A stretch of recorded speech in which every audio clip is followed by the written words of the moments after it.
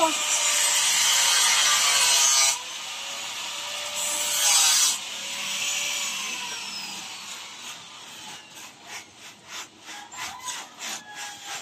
Yes. One,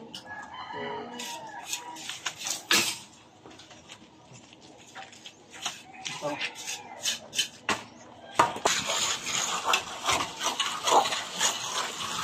mana?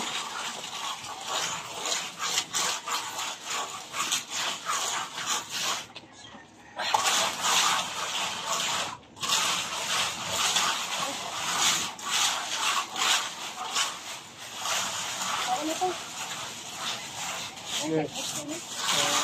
So.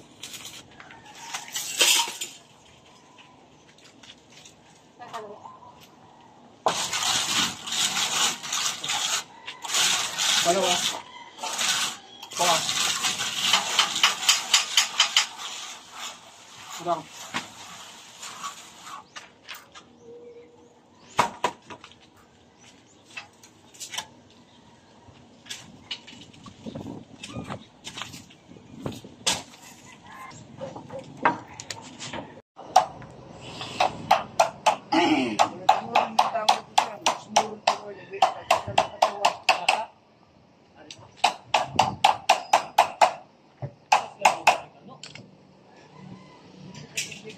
So, ayan na guys.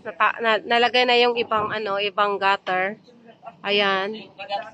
So, ito na lang yung side na to ang lalagyan. Kasi yung dito sa kabila, ayan, tapos na. Ayan.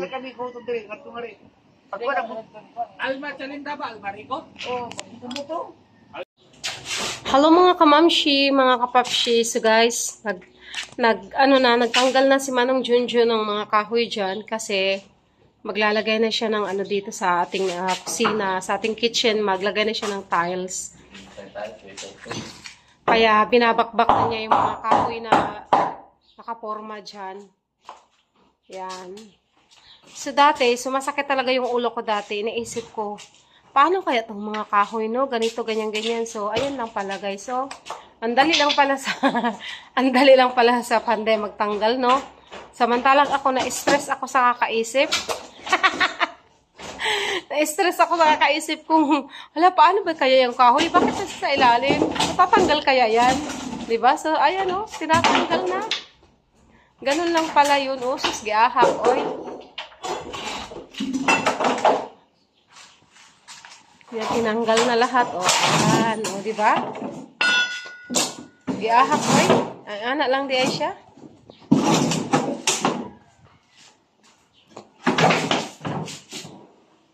So, ayan na. See? Walang kahoy. Na-stress ako dati niyan kakaisip. Hala, may kahoy. Paano tatanggalin? So, yun lang pala. Oy. Yan, pati dito. Ayan, tanggal na yung mga kahoy. So, ayan, wala nang kahoy. Yan.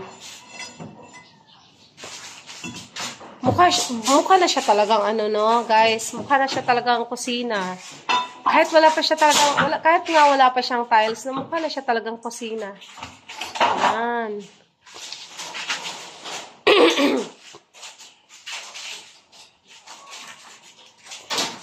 Ganda na tingnan, kahit wala pang Magkuhan ka dito? Alright.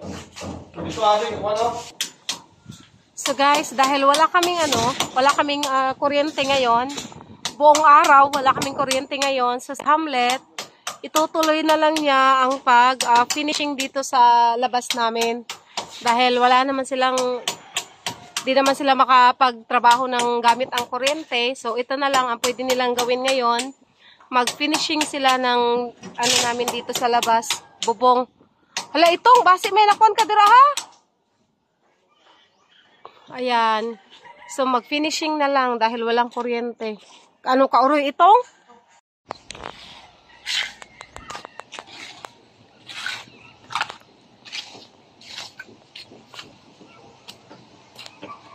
Tapos na yung taas na part. Ito hindi pa to tapos. Ito. Itong side na to tapos na. Kaya, pagkatapos ni Hamlet sa taas, bumaba naman siya. 'Di ba? Nag-start talaga siya ng pataas. Hanggang sa pababa ng pababa.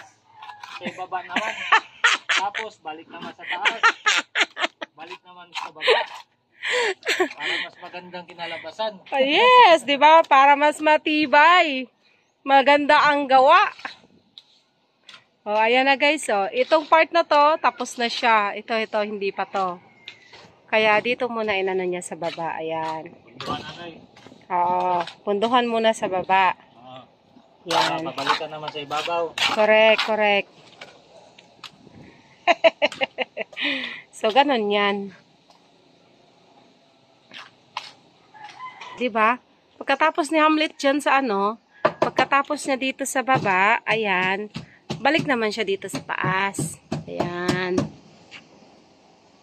So, ang aking brother, siya ang tagabigay ng ng semento.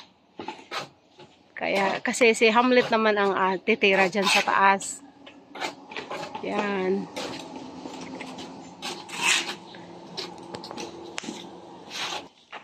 Dito naman, si Manong Junjun, naman siya dito nag-ayos siya ng mga pipe para sa preparation sa lababo at saka sa tubig. Ayan.